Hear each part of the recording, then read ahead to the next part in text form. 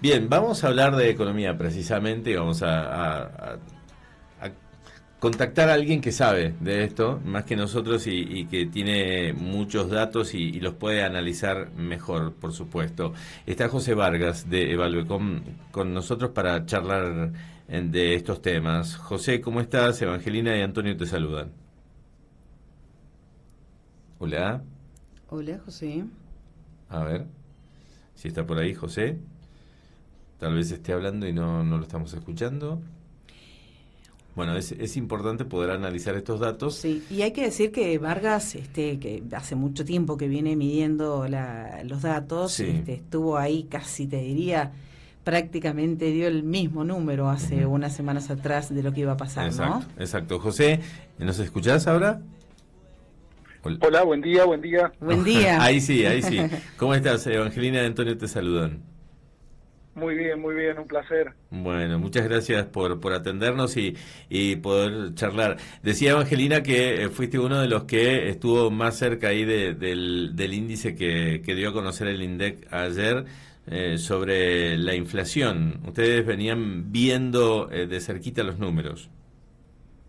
Sí, sí, más teniendo en cuenta lo que había ocurrido después de las elecciones primarias, con la devaluación de más del 20% por parte del gobierno nacional, los incrementos fuertes que se dieron por arriba del acuerdo de precio de los combustibles, cómo toda esa incertidumbre también electoral se trasladó por cobertura a los precios de una manera muy, pero muy fuerte, que hizo que la inflación del mes pasado superar al 10%, un número, la verdad, altísimo, y Ujú. que para buscar un indicador igual en un mes nos tenemos que remontar a principios de la década del 90. Claro, Ujú.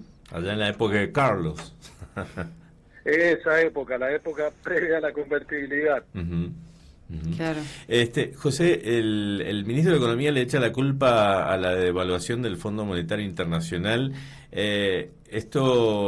Contanos un poco cómo analizan este fenómeno inflacionario que se viene dando en la Argentina.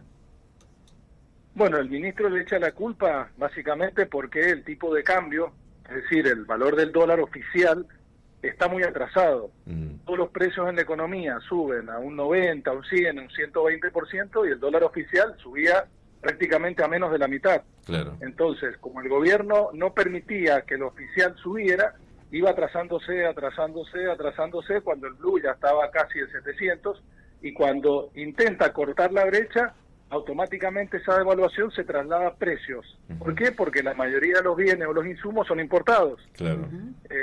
Y eso es lo que generó el cimbronazo después del 13 de agosto, y obviamente el ministro le echa la culpa al fondo porque está claro Ujú. que es uno de los requisitos que pide el FMI, teniendo en cuenta que Argentina está dentro de un acuerdo, es decir, está dentro de un plan de pagos. Claro, Ujú. claro. Ahora también hay una cuestión, ¿no? Que mucha gente actualiza los precios en cuanto a las expectativas, en cuanto al blue, qué sé yo, y después cuando se devalúe el oficial también los actualiza otra vez.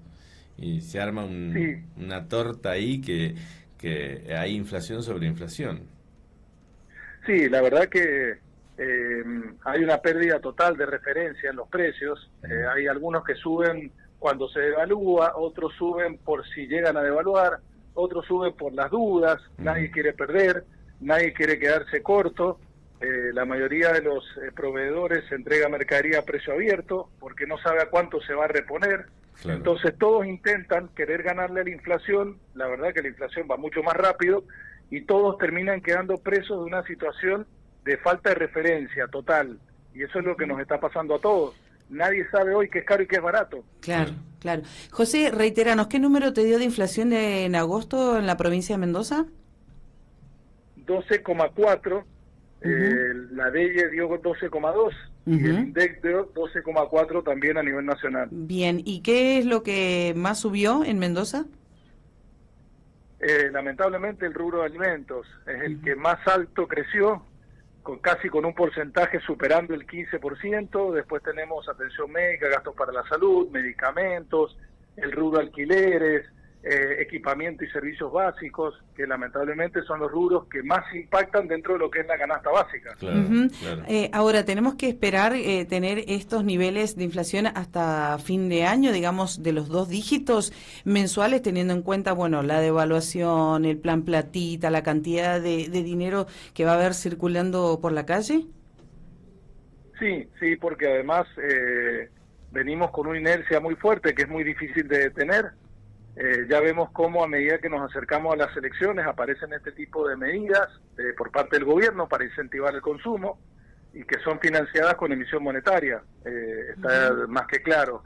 El dólar se va a empezar a recalentar también por la incertidumbre electoral y más teniendo en cuenta que los 3 candidatos principales llegan con chances. Entonces, bueno, todo eso genera cierto temor electoral y mucha gente quiere cubrirse, y cubrirse implica dolarizarse, implica subir los precios por las dudas. Entonces, en los 2 dígitos calculo que llegaron para quedarse por lo menos hasta fin de año.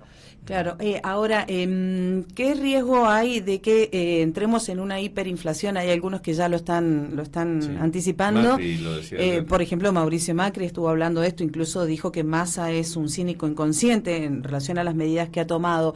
¿Qué significa llegar a la hiperinflación? Bueno, llegar a la hiperinflación es tener porcentajes como los que tenemos y que empiecen de a golpe a espiralizarse, es decir, que empiecen a crecer a una velocidad que ya no se puede detener. Hoy, la verdad que no estamos en la misma situación de fines de los 80 o principios de los 90, cuando se desataron las hiper. Si bien tenemos porcentajes mensuales que arrancaron de la misma forma, pero el contexto político y económico no es totalmente el mismo, con lo cual desde ese punto de vista yo hoy descartaría una hiper del tipo de la que tuvimos en esa época. Sí, vamos a convivir con inflación sumamente alta, somos el tercer país con mayor inflación en el mundo. Claro, claro, el 2024 viene igual, ¿no? Y sí, por más que el año que viene la situación con un nuevo gobierno cambie, haya un plan económico totalmente creíble, la población tenga paciencia para las medidas nuevas económicas, no se va a solucionar el problema en un año. Incluso hasta el propio Milei ha dicho que necesita 2 años si es que él quiere dolarizar. Claro. Con lo cual, el 2024 ya es prácticamente un año jugado. Ahora, José, con el conocimiento que vos tenés de la economía, ¿cuál creés que va a seguir siendo el comportamiento del argentino, aquel que tenga alguna posibilidad más de tener algunos fondos? Porque ya el Banco Central va a anunciar un aumento en la tasa de interés, porque con este nivel inflacionario va a tratar de subir la tasa de interés, y Massa, por otro lado, pidiendo no me vayan a comprar dólares, cómprense un autito con el tema de elevar el piso no imponible del impuesto a las ganancias. ¿Cuál crees que va a seguir siendo el comportamiento del argentino que pueda tener capacidad de ahorro?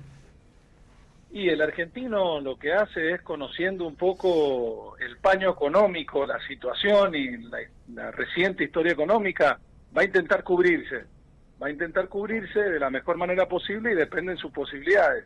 El plazo fijo en pesos es una buena alternativa, es una tasa efectiva que todavía está por arriba de la inflación. El que tiene posibilidad de dolarizarse lo va a hacer, por el hecho de que el dólar va a estar seguramente más alto, y por si Milei quiere dolarizar la economía, muchos dicen yo me dolarizo antes. Entonces todo este contexto lleva a que algunos vayan por bienes durables, otros vayan por un plazo fijo, otros vayan por el dólar. Es decir, cada uno va a ir adecuando la estrategia que más se adecue a sus posibilidades. Sí, ahora el tema del plazo fijo, si bien las tasas son tentadoras, estás atado ahí ante cualquier situación de cambio, estás atado y rehén de esperar que se vence el plazo fijo, José. Sí, ese es lo malo que tiene el plazo fijo, que uno no tiene liquidez en el medio y cualquier necesidad que uno tenga, lamentablemente tiene que esperar al vencimiento. Por eso muchos optaron por plazo fijo, con vencimiento hasta las elecciones, y ahí pasarse a otra alternativa, como puede ser el caso de intentar dolarizarse, para quedarse tranquilo. Claro. Hay muchos que he escuchado últimamente, José, que están hablando de que invierten en fondos de inversión, justamente. ¿Es riesgoso, no es riesgoso? No, los fondos comunes de inversión no son riesgosos, no dan tasas tan altas como un plazo fijo, por ejemplo.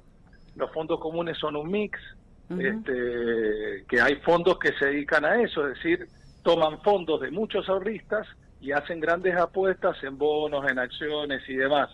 Con lo cual lo que buscan es una rentabilidad promedio garantizada para el ahorrista. Ahí sí uno puede retirar el dinero cuando quiera, no necesariamente tiene que esperar el vencimiento. Pero insisto que la tasa no es tan alta como el plazo fijo. Bien. Y para los empresarios, ¿qué queda? Porque crédito me imagino que nadie está tomando con las tasas que hay.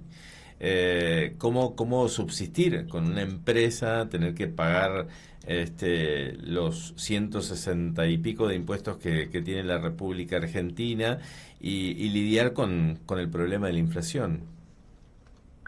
Los empresarios hoy lo que están intentando hacer es transitar este proceso lo mejor posible. No van a reinvertir, no van a tomar nuevo personal, no van a hacer grandes apuestas al mercado, porque estamos ante una situación de que no se sabe qué puede pasar después de diciembre con el nuevo gobierno, sea cual fuere el candidato que triunfe. Porque si uno escucha los lineamientos económicos de cada uno, por ahí quizás técnicamente no son totalmente claros, algunos hasta asustan, entonces todo eso también al empresariado lo tiene un poco desconcertado. Y por ahora prefieren no reinvertir, estar quietos, intentar mantenerse y evitar que la situación para ellos empeore. José, yo te hago la última de mi parte. ¿Qué impacto crees que va a tener este anuncio que hizo ayer el ministro Sergio Massa respecto a la devolución del IVA de los alimentos?